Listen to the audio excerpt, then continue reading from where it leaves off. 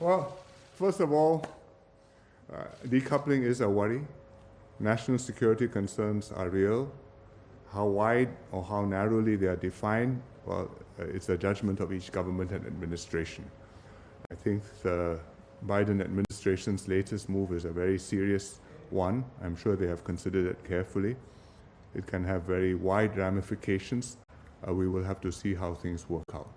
But we do worry that valid national security considerations may trigger off further consequences and may result in less economic cooperation, less interdependency, less trust, and possibly ultimately a less stable world. Your second question? My second question was how are we going? How are you going? We never give ourselves report cards, much less our friends.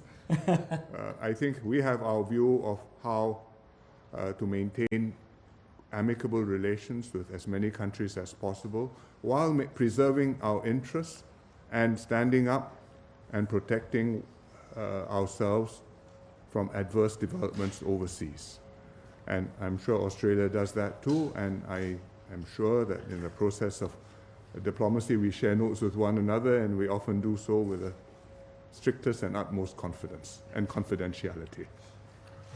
We do indeed, but I will say what I've said publicly, which is I want to lead a mature government that has mature relations with the world, that doesn't see international diplomacy as an opportunity for domestic political point scoring. And so what I've said publicly is that we should cooperate with China where we can, but stand up for Australia's national interest where we must. And I'll continue to take that view, both privately and publicly. Can I say, when it comes to other issues of cooperation and trade and various agreements that are around, part of the lesson of the pandemic is that we need to, and all countries are looking at this, we need national resilience. National security is not just about our defence systems. It's also about our capacity to make things here in Australia, to be less vulnerable to shocks of whatever form, be it a future pandemic, trade, cybersecurity shocks, or whether it be international conflict. So we need to make sure that we are more resilient.